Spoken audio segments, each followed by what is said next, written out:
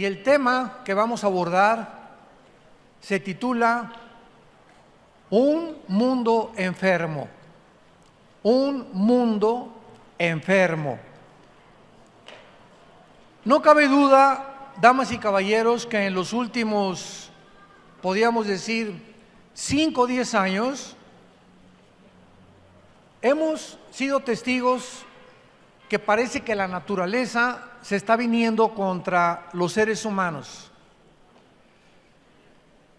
Las fuerzas de la naturaleza se están volviendo en el mundo y hemos sido testigos en los últimos años de huracanes devastadores, tornados, inundaciones, incendios, erupciones volcánicas. El Popocatépetl cerca de Puebla está a punto ya está cansado de nosotros, el Popo.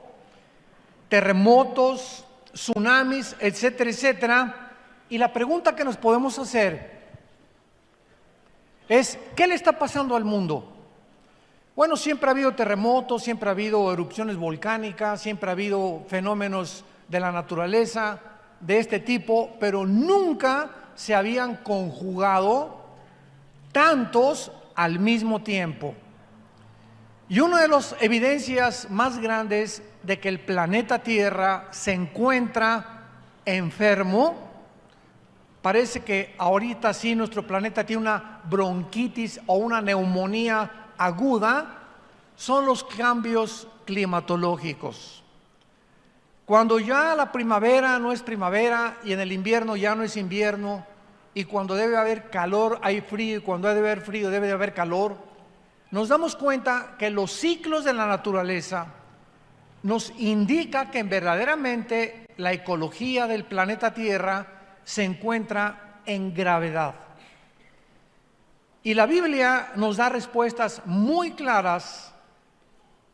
Es este libro que tengo en mis manos, el primer libro en haber sido impreso en la imprenta de Gutenberg, el primer libro que se tradujo en la historia a más idiomas y a más dialectos que cualquier otro volumen de literatura en las millones de bibliotecas que están alrededor del mundo.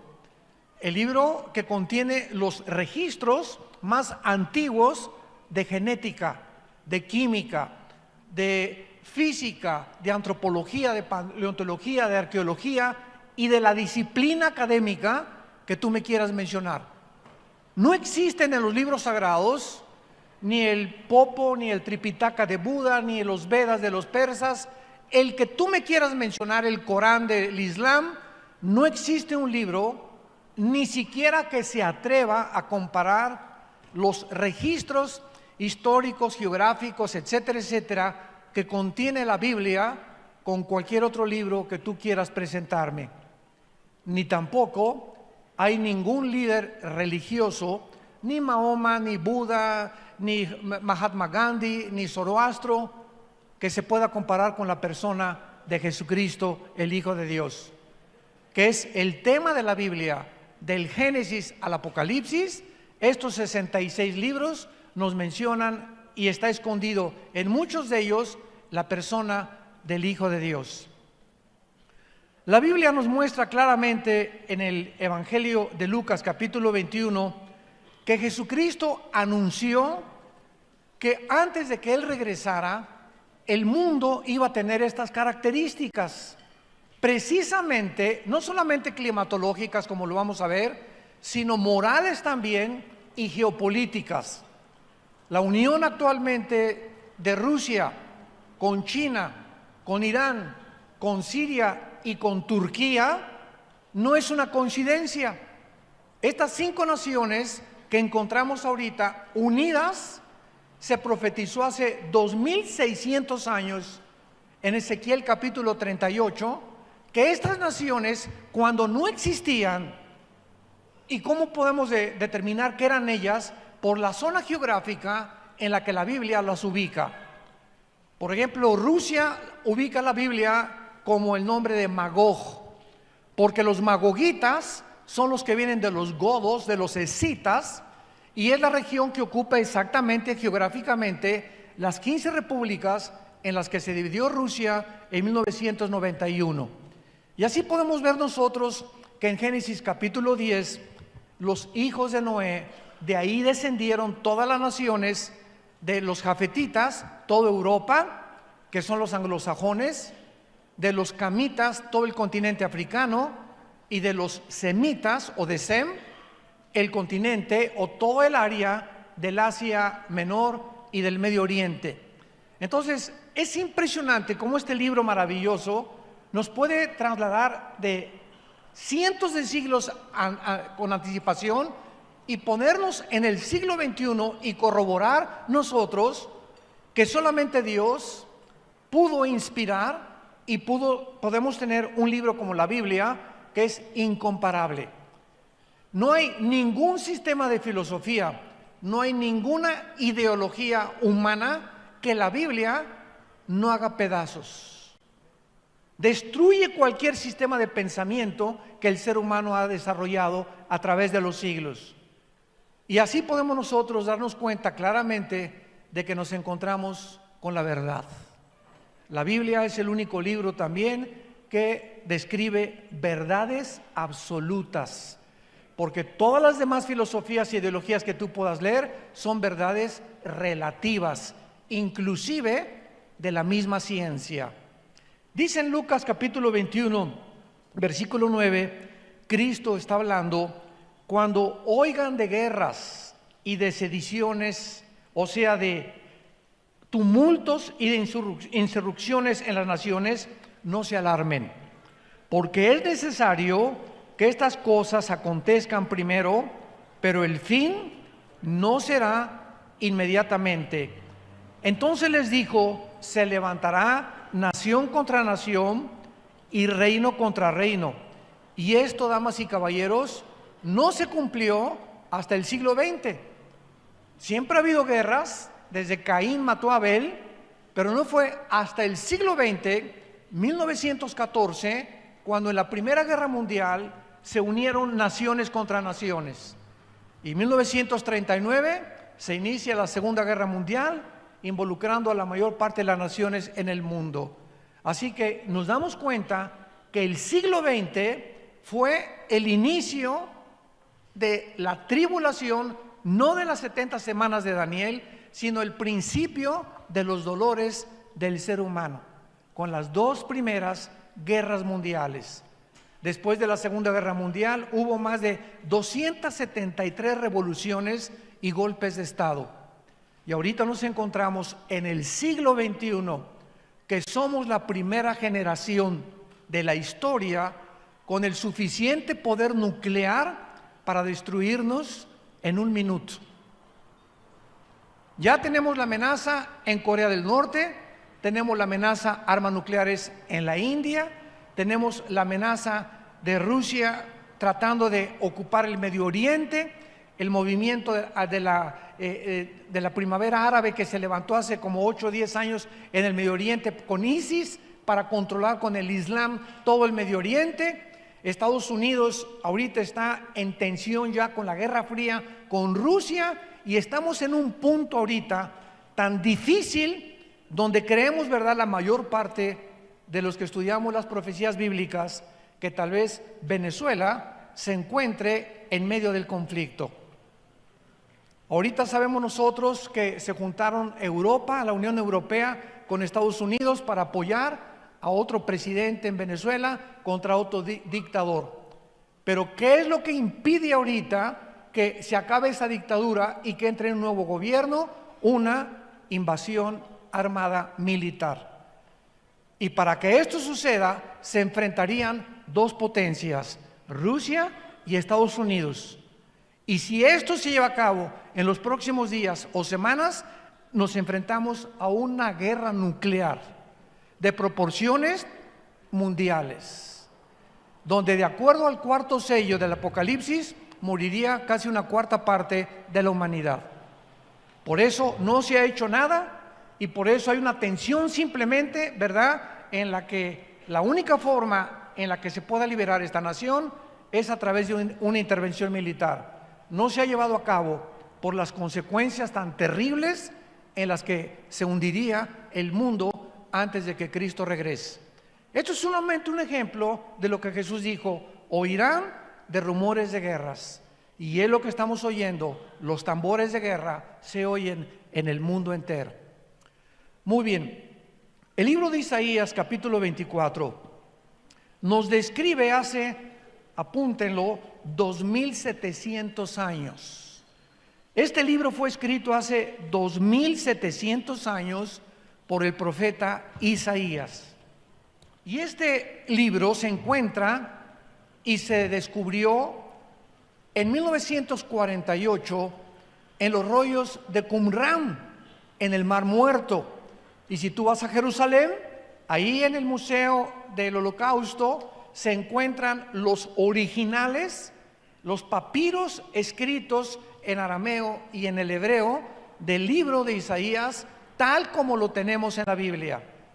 Así que cuando hablamos de la Biblia y citamos lugares geográficos, si hablamos de ideologías, de sistemas de pensamiento, de nombres de reyes, de nombres de príncipes, de nombres de gobernantes, no estamos especulando ni hablando de Alicia en el País de las Maravillas.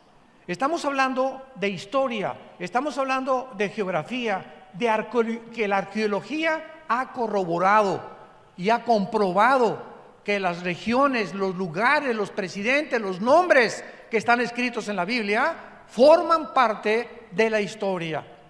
Así que no venimos a cuentos de hadas, venimos con un libro sobrenatural. Veamos lo que el profeta hace 2700 años profetizó, cómo iba a acabar el mundo y las razones por las cuales el mundo, síganme con mucho cuidado, se encuentra en las condiciones en las que se encuentra actualmente.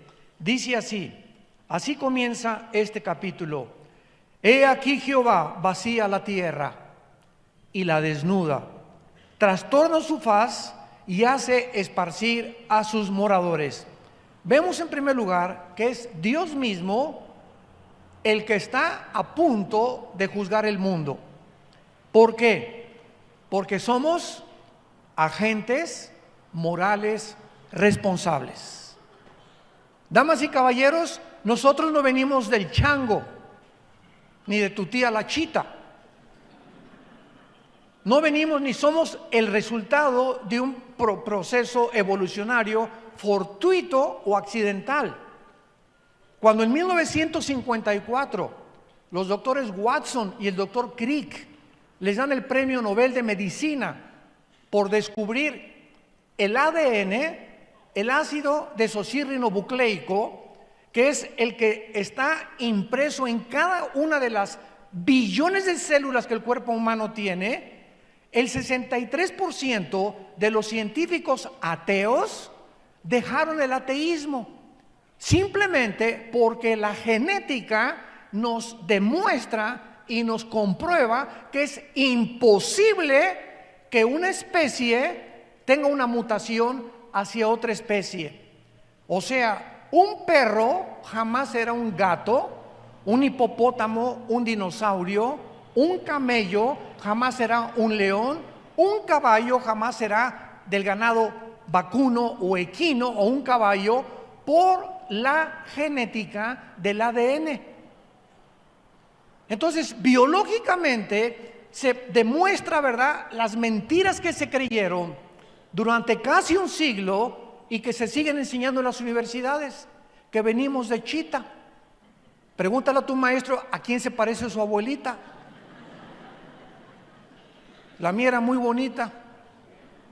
No era oaxaqueña, pero era también bonita, ¿verdad?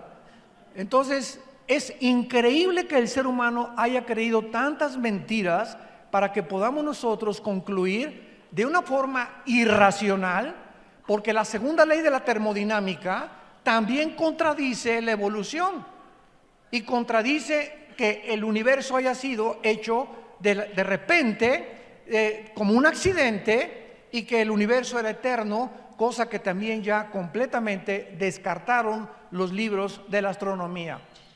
Entonces, la Biblia dice que tú y yo somos agentes morales, no somos animales. No venimos de los animales, somos hechos a la imagen y semejanza de Dios. Y como tales, tú y yo somos responsables de cada acción que hayamos cometido. Y el mensaje glorioso de la Biblia es que como somos todos pecadores y no hay nadie que haya guardado los 10 mandamientos, nadie más que Jesucristo, el mensaje de la Biblia es que un hombre hace 2000 años paga por nuestros pecados, que es Dios mismo hecho en la carne, para decirnos que nuestro pasado puede ser borrado si creemos en el sacrificio que Él hizo en la cruz del Calvario. ¿Qué mensaje tan glorioso necesitamos los que estábamos lastimados de nuestra conciencia del pasado? Yo fui un muchacho comunista, abracé el comunismo a los 16 años de edad, me volví un rebelde contra la autoridad de mis padres, la autoridad del gobierno, nos persiguieron, etcétera, etcétera. Me puse a estudiar la dialéctica materialista, a Hegel, a Marx, etcétera, etcétera, porque creía que estas ideologías gubernamentales o filosofías era la solución para la repartición de la riqueza, para acabar con las injusticias. Y no hay ningún sistema, damas y caballeros, humano que acabe con la pobreza y que acabe con la prostitución, que acabe con los problemas inmorales. Simplemente vivimos en un mundo en descomposición. Y el mensaje es: vengan a la cruz aquellos que quieran ser salvados, porque el barco se está hundiendo. Muy bien, en el libro de los Hechos, capítulo 17, los apóstoles, cuando comenzaron a predicar la resurrección de Cristo, este fue el mensaje de los apóstoles en el primer siglo de la era cristiana. Dice el versículo 30: Dios, habiendo pasado por alto los tiempos de esta ignorancia, ahora manda a todos los hombres en todo lugar que se arrepientan. En esta mañana, Dios no te está sugiriendo, Dios te está ordenando que dejes el camino que tú llevas en esta mañana. O por lo menos muchos han entrado por esa puerta y se encontraban en un camino equivocado. Y Dios te ha traído a esta conferencia para que reflexiones y sepas que tú no puedes seguir en el adulterio. Tú no puedes seguir fornicando con tu novia y con tu novio. Tú no puedes seguir transando y defraudando a la gente. Tú no puedes seguir en un camino donde tarde o temprano las consecuencias las vas a recoger. Y la mayor parte de las veces son consecuencias muy amargas, desilusionantes, que pueden transformar tu identidad, tu familia y tu mismo trabajo. Dios manda ahora a que el ser humano se arrepienta de sus pecados. El arrepentimiento es ir caminando por un lado y el arrepentimiento es darte la vuelta en 180 grados y caminar en dirección contraria. Y nadie lo puede hacer si no tiene a Jesucristo en su corazón. Primero tienes que abrirle tu vida a Jesucristo para que Él te dé el poder de volverte en dirección contraria y te convenza de que realmente hay caminos que parecen derechos, pero su fin es camino de muerte. Esto nos habla claramente, ¿verdad?, de que ahora Dios manda a todo el mundo que se arrepienta, y dice el versículo 31, ¿por qué? Porque Dios ha establecido un día en el cual te juzgará. Dios ha establecido un día en el cual juzgará al mundo con justicia por aquel varón, o sea, por Jesús, a quien designó, dando fe a todos con haberle levantado de los muertos. Regresamos a Isaías 24 y dice el versículo 2: y sucederá, como al pueblo, como al sacerdote, como al siervo, como al amo, como a la criada, como al ama, como al que compra, como al que vende, como al que toma prestado, como al que da logro, así al que lo recibe. En segundo lugar, será un juicio universal. Indígenas, políticos, ricos, clase media, clase social, no va a haber distinción de personas, estarán delante de Dios. Y cada ser humano en el día del juicio va a ser juzgado de acuerdo a la luz que haya recibido acerca del conocimiento de Dios. Muchas veces me han preguntado, oiga, ¿y qué pasará con aquellos que nunca oyeron de Cristo? Es una muy buena pregunta. ¿Y qué pasará, por ejemplo, con los budistas, pues, que nunca hablaron de Cristo ni tuvieron la Biblia? Muy buena pregunta. Y los musulmanes que también nunca han oído hablar de Cristo, y los indígenas, los aztecas, tlaxcaltecas, chichimecas, mixtecos, que nunca oyeron hablar de Cristo ni de la Biblia. ¿Cómo los va a juzgar Dios? La Biblia tiene la respuesta en Romanos 2, del 12 en adelante. Y ahí el apóstol Pablo explica en Romanos 2, del 12 en adelante, que las personas que han muerto sin el conocimiento de la Biblia, para que tú lo sepas y no te andes preocupando qué les va a pasar a los demás, los que han muerto sin el conocimiento de Cristo y sin el conocimiento de la Biblia, Dios los va a juzgar por su conciencia. El día que Cristo juzgará los secretos de los hombres. Entonces no nos preocupemos por la gente que no ha oído hablar de Cristo. Ni, por ejemplo, mi padre, nosotros éramos sumamente católicos. Yo quería a los 12 años ser cura y estuve en el seminario salesiano durante casi un año y haciendo el noviciado, aprendí un poco de latín, era a monaguillo y yo quería abrazar el sacerdocio, era muy místico de niño, etcétera, etcétera. Y cuando nos dijo un arzobispo que teníamos que hacer el voto del celibato sacerdotal, le pregunté, perdón, excuse me, ¿qué es eso? Y me dice, a esa edad que yo tenía 13 años, es que ustedes tienen que hacer un voto que no se pueden casar jamás. Y recuerdo que esa misma tarde, estábamos en Acapulco en el seminario, ahí en la colonia Costa Azul, pasó una güerita en una bicicleta, muy parecida a mi amor.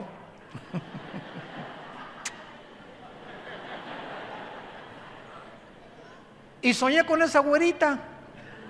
Y al otro día le hablé a mi papá a las 7:30 de la mañana y le dije, papá, yo no puedo seguir aquí. ¿Por qué, mijito? Le dije, porque me gustan las mujeres.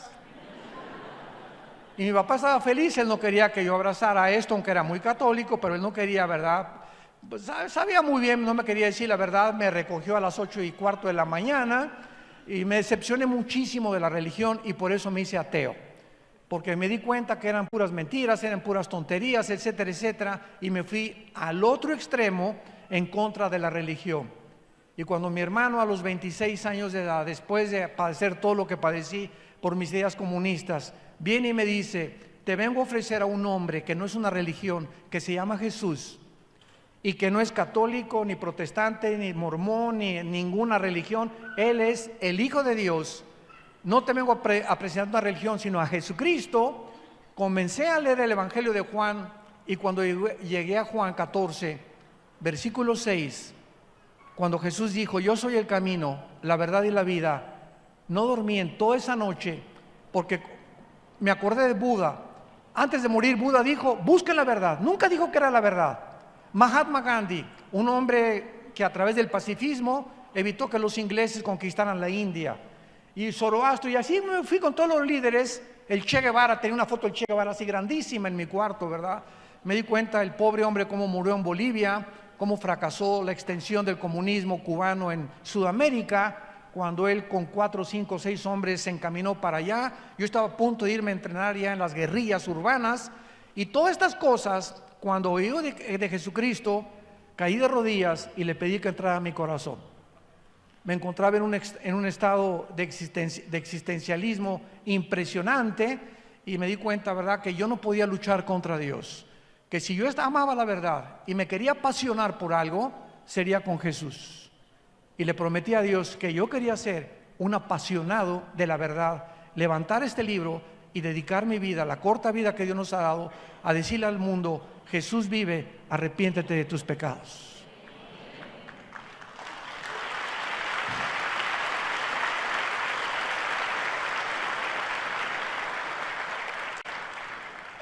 El versículo 4 de Isaías 24 continúa diciendo, se destruyó, cayó la tierra. Recuerden, esto fue escrito hace 2700 años. Se destruyó, cayó la tierra. Enfermó, cayó el mundo. Enfermaron los altos pueblos de la tierra.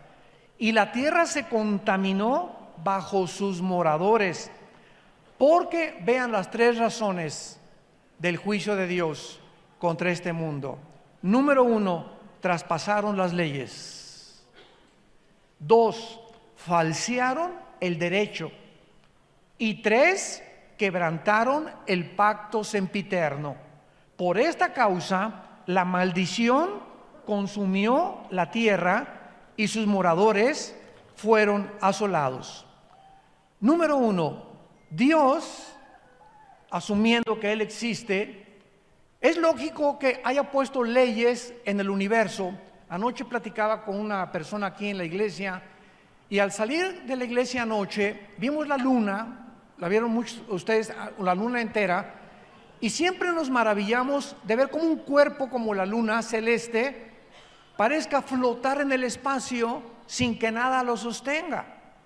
Cuando Isaac Newton y Galileo Galilei antes comenzaron a descubrir las leyes de que no era el sol que giraba alrededor de la tierra, sino la tierra alrededor del sol, comenzaron a descubrir Isaac Newton, Blaise Pascal, han sido los científicos más grandes de los siglos pasados. Ellos eran cristianos, comenzaron a descubrir que el universo que nos rodea es un universo afinado. Para que me entiendan, un motor de un coche, una bujía que tenga mal, el cablecito de la batería que no esté conectado adecuadamente impide que tu carro se eche a andar.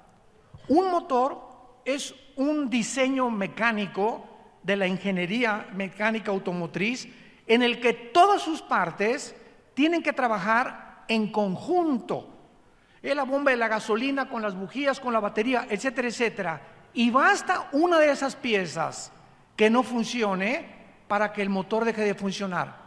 Nuestro universo es como un motor impresionante donde las leyes de la gravitación, las leyes termonucleares, la primera y la segunda ley de la termodinámica, las leyes del electromagnetismo funcionan, y porque funcionan existe la ciencia. ¿Por qué existe la ciencia? Porque la ciencia se basa en la observación de los fenómenos. Y un científico tiene que ver, observar, tiene que tomar nota y tiene que comprobar después de que eso es constante para que sea científico. Y si no se puede corroborar ni observar, nada puede llamarse científico. Por eso la teoría de la evolución es teoría, porque no se ha observado en más de un siglo que Carlos Darwin la postuló en su libro El origen de las especies, que hay una mutación entre una especie y otra especie. Le llaman el eslabón perdido. Hay la macroevolución, pero no la microevolución. Entonces, un perro puede nacer sin cola o puede ser chihuahueño, grandanés, pastor alemán, etcétera, etcétera, pero son caninos. Los caballos son ponis, son percherones, caballos árabes, cuarto de milla, pero son equinos.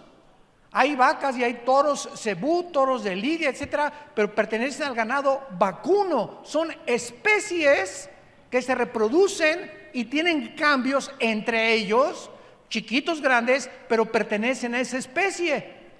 Pero no se ha corroborado la mutación de una especie a otra especie. Señores maestros de la universidad que nos acompañan. Y esta es la razón por la cual es una teoría que es irracional contra las leyes de la biología y de la física de los últimos descubrimientos. Entonces vemos claramente, ¿verdad?, que Dios puso leyes morales. Y dice la Biblia, en primer lugar, falsearon, traspasaron las leyes. Dios ha puesto una frontera o una barrera moral porque somos agentes morales. Y así como hay leyes cósmicas, la Biblia nos da las leyes de ética, de conducta y de moral de Dios. Y cuando tú traspasas esas leyes que Dios ha puesto para que no nos crucemos al otro lado, ¿cómo se llama? Cuando te pasas en la calle la luz roja. Se llama transgresión. Has transgredido las leyes de tránsito de la ciudad de Oaxaca. Y si te veo en la policía, te dan un ticket inmediatamente, porque estás yendo más allá de lo que las leyes te permiten no ir. Entonces Dios ha puesto leyes morales, y una de las leyes es precisamente el matrimonio. Y Dios dice: cuando tú te cases, no traspases las leyes. El sexo se usa nada más dentro del matrimonio. No le hagas caso al sexólogo, ni a la doctora Corazón, ni al psiquiatra, ni al psicólogo que no son cristianos, porque la única autoridad sobre el sexo, cómo debe ser usado, es Dios. Él es el que nos los dio como un derecho, como un regalo maravilloso, precioso, lindo, etcétera, etcétera, dentro del matrimonio. Y cuando traspasamos las leyes y comenzamos a usarlo fuera de las formas en las que Dios lo estableció, nos volvemos culpables delante de Dios. La Biblia le llama el pecado de la fornicación. Y dentro de la fornicación es sexo antes de casarte, bestialismo, sexo con animales; dentro del matrimonio, adulterio con una persona que no es tu esposo o tu esposa, hombre con hombre, mujer con mujer. Y hay una depravación actualmente en el mundo donde Dios dice: ya estoy hasta acá, basta. Si la humanidad sigue como está ahorita, se van ellos mismos a autodestruir. Hemos falseado el derecho. Pero además de ese derecho, hay derechos civiles. Señores abogados que nos visitan, antes de Atenas y antes de Roma, les quiero comunicar, si no lo sabían, que los atenienses y los romanos no inventaron el derecho. Las leyes y los principios del derecho y de las leyes para gobernarnos civilmente vienen de este libro de la Biblia. Escuchen, por ejemplo, en el libro de Deuteronomio, en el Antiguo Testamento, capítulo 1, lo que Dios le dijo a Moisés, cómo gobernar, y que lo escuchen ahorita los agentes del Ministerio Público, los senadores que nos están escuchando, los gobernantes, los presidentes, los diputados, los presidentes municipales y todos aquellos hombres y mujeres que se encuentran ejerciendo el derecho civil a favor de los pueblos. Miren lo que la Biblia dice, Deuteronomio capítulo 1, versículo 16 en adelante. Dios le dice a Moisés, número 1, no hagan distinción de personas en el juicio. Así al pequeño como al grande van a oír. No tengan temor de ninguno, porque el juicio es de Dios. Y la causa que os fuere difícil, la traerán a mí y yo la oiré. Desde entonces, desde este libro, el símbolo de la abogacía es una mujer con los ojos vendados. Todos ustedes que son abogados lo saben, con una espada y con una balanza. ¿Qué representa esta mujer? Representa en primer lugar que los que van a ejercer el juicio se venden los ojos y no vean si es rico o si es pobre al que se le está juzgando. Porque si tú juzgas porque la persona tiene dinero y la persona no tiene dinero, has violado y has falseado el derecho.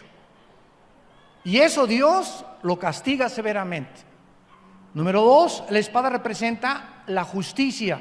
La justicia tiene que ser ejercida y tiene que ser llevada por el Estado de derecho, porque si no hay justicia en un pueblo, no puede un pueblo ser gobernado.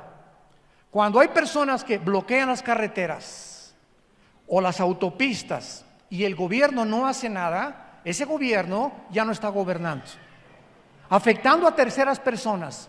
El gobierno tiene que usar, desgraciadamente, el uso de la fuerza y de la violencia para ejercer el Estado de Derecho cuando es necesario. Y en un caso así, se manda a granaderos, o se manda a gases lacrimógenos, o se manda a militares, pero nadie puede atreverse a bloquear los caminos federales sin que nadie del gobierno los interrumpa. Cuando hay manifestaciones y se les permite tener manifestaciones y bloquear las calles a las personas, el gobierno ha dejado de gobernar. Porque para eso es el Estado de Derecho. El gobierno tiene que garantizarnos a todos los ciudadanos en todas las naciones del mundo nuestra libertad, nuestra seguridad y el Estado de Derecho. De ahí viene lo que se deriva, que se fundó en 1949 como los derechos humanos. La Biblia dice, falsearon el derecho. Hemos llegado a un punto donde la corrupción de los gobiernos no tiene nombre en el mundo entero. Ya no se juzga con justicia, ya no se juzga con derecho. La corrupción es como un microbio, como una ladilla, ¿verdad? Que comienza a crecer, a crecer, a crecer, a carcomer, a carcomer, a comer, hasta que descompone el carácter de los seres humanos. Y claro que nosotros como pueblo llegamos a un punto, ¿verdad?, donde decimos, basta, queremos justicia, queremos equidad, queremos libertad.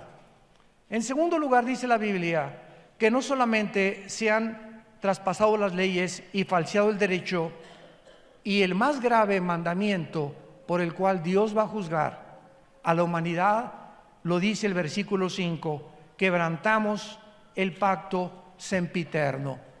Damas y caballeros, ¿saben ustedes cuál es, santos de Dios, el pacto sempiterno? El pacto sempiterno, o sea, que es eterno y que es inviolable, es el matrimonio. El matrimonio es la institución más santa, más sagrada, la más grande que Dios ha establecido antes de los gobiernos civiles, de los estados, de los patriarcas, de las escuelas, antes que cualquier cosa en la creación humana. Dios estableció el matrimonio como el fundamento de las sociedades.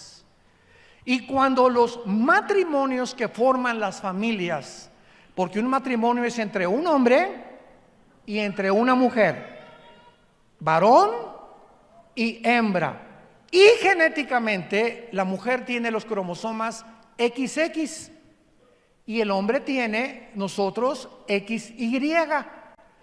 Tú eres varón y yo soy varón porque cuando mi padre y mi madre tuvieron relaciones, el cromosoma Y de mi papá fertilizó el óvulo de mi mamá y nacimos macho camacho.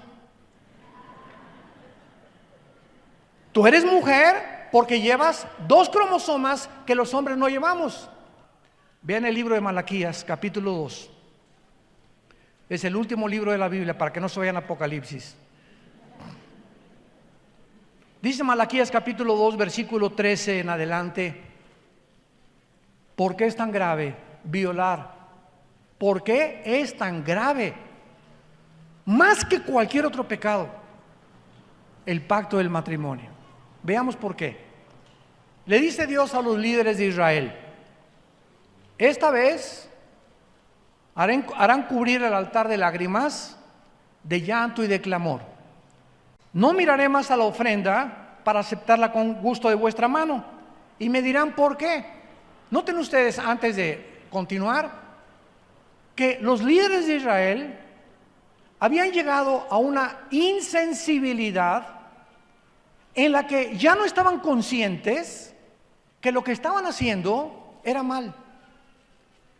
Y cuando una persona a lo bueno le llama malo y a lo malo le llama bueno, en Romanos capítulo 1 el apóstol Pablo le llama que han quebrantado completamente el derecho y se les llama mente reprobada. Dios los entrega a una mente reprobada. Si una persona insiste en ser algo que no es, Dios te deja. Pues yo quiero nada más hacerme rico. Ok, no me hagas caso y entonces vete por el dinero. Y el día que tengas tú el dinero que es por el cual estás viviendo, te vas a enfrentar con la maldición que se te va a convertir en maldición el dinero que tú querías tener. Pues yo quiero tener otras amantes porque tengo dinero. Ok, Dios nos da la libertad, tenemos el libre albedrío. Pero en ese momento, cuando tú insistes o cuando un ser humano insiste en decirle a Dios: déjame vivir solo, yo soy Dios, yo hago mis mandamientos, yo puedo decidir entre qué es bueno y qué es malo. Dios te dice: te dejo. Y es el peor juicio de Dios cuando Dios nos abandona y nos permite hacer cosas que ni los animales pueden hacer. Y estos líderes de Israel llegaron a ese punto, pero querían ir a la iglesia, querían ser religiosos, y Dios les dice, van a llorar, y le dicen, ¿pero por qué? Ya no sabían entre el bien y entre el mal, ¿por qué? Y Dios les dice, ¿por qué? Porque Jehová ha atestiguado entre ti y la mujer de tu juventud, contra la cual has sido desleal, siendo ella tu compañera y la mujer de tu pacto. ¿Por qué? Porque ustedes le han sido desleales a su esposo, a la madre de tus hijos, a la mujer que yo te di como compañera para formar una familia. Y la familia, dice Dios, es el tesoro más grande que yo le puedo dar a un ser humano. Porque bendición de Jehová, Salmo 127, son nuestros hijos. Y ahorita muchos de ustedes pueden tener a sus hijos en drogas o en borrachera, lo que sea. Si tú eres cristiano, persevera y sé paciente. Nuestros hijos son benditos porque están sellados con la sangre del Hijo de Dios. Nadie nos los podrá quitar. Nadie.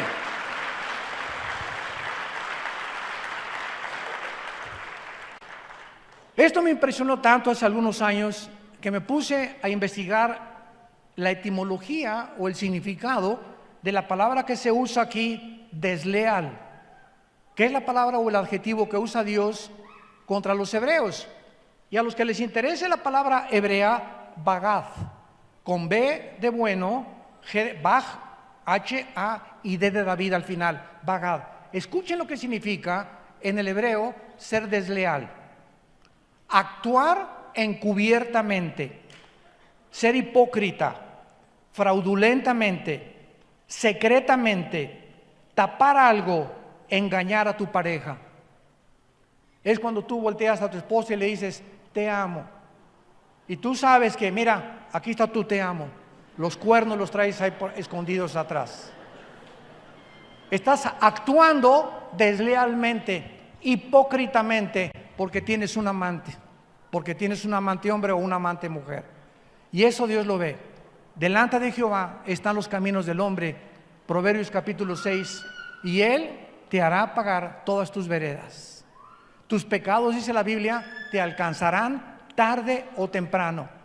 Y el problema es que estos pecados siempre nos alcanzan en el área de la psique, de la mente. El pecado distorsiona la visión de Dios, el pecado bloquea al Espíritu Santo, el pecado nos impide, nos perdemos la brújula, perdemos el rumbo, hasta que llegamos al punto que creemos que estamos bien. Y ese es el último punto donde lo que tú haces crees que está bien.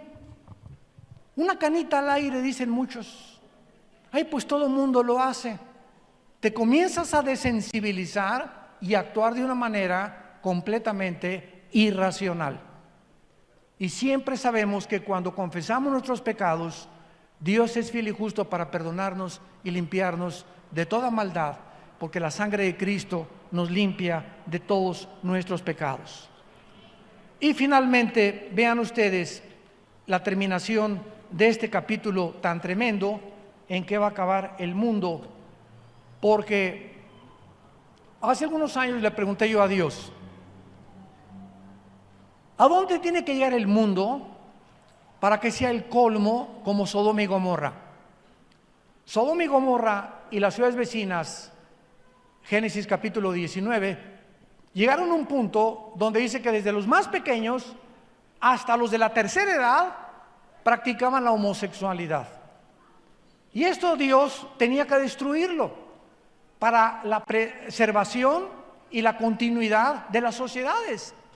Es el principio de un jitomate podrido con 99 jitomates podridos, que tienes que sacarlo podrido para que los demás puedan comerse o ser comestibles. Entonces, cuando Dios ve que en una sociedad hay demasiada infección, es un acto de misericordia que Dios haya destruido a Sodoma y Gomorra con fuego y con azufre. Entonces yo le pregunté a Dios, ¿será que el mundo tiene que llegar otra vez a este punto de ebullición donde, como en un hoy express, estamos ya a punto de reventar las sociedades del mundo y el basurero en que estamos viviendo?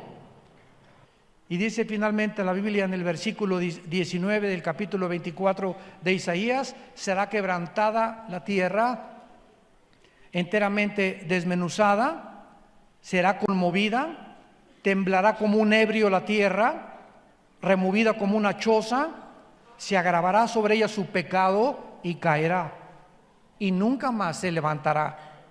En aquel día Dios castigará al ejército de los cielos en lo alto, y a los reyes de la tierra sobre la tierra. Serán amontonados como se amontonan los encarcelados, y en prisión quedarán encerrados, y serán castigados después de muchos días. La luna se avergonzará y el sol se confundirá, cuando Jehová de los ejércitos reine en el monte de Sión y en Jerusalén, y delante de sus ancianos sea glorioso. Todos nosotros que hemos sido cambiados por el poder de Dios mediante la cruz, estamos esperando nuevos cielos y nueva tierra. Todo esto va a desaparecer. Ahora que cayó la famosa catedral de Notre Dame en París, impresionante que en 3 días se juntaron más de 17 millones de euros, y con los niños pobres en más de 10 años no se ha juntado ni un solo millón por una mugrosa catedral. Porque es lo que es eso, la cultura, el arte, lo que tú quieras y mandes, pero es cemento y estatuas, y sí tienen un valor cultural, claro, y el arte es maravilloso, pero es increíble que el ser humano le ponga más énfasis a las cosas del arte que a nosotros mismos. Eso es lo que trato de decirles, a qué grado hemos llegado de desensibilización. En 2 días, 17 millones de dólares para levantar esta catedral, que cuando venga el Señor se va a acabar todos los edificios y todas las estatuas y todas las construcciones que nosotros hemos hecho. Y dice la Biblia que en aquel momento podremos saber que nuestra fe no fue en vano. Gracias le damos a Dios porque por medio de la resurrección de Cristo nos hizo renacer para una esperanza viva. Y en esta esperanza permanece tú hasta el final. Dios recompensa cuando perseveramos hasta el final, seamos fieles hasta la muerte. ¿Cuántos de ustedes en esta mañana quisieran entregarle su vida al Hijo de Dios?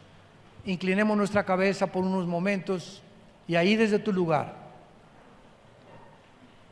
Dios te ha hablado a través de la Biblia. Dios te ama, porque de tal manera te ama Dios, que la única manera y la más dramática manera en que nos demostró su amor es muriendo en nuestro lugar, pagando el santo por los injustos, el inocente por los culpables. Esto se llama en la Biblia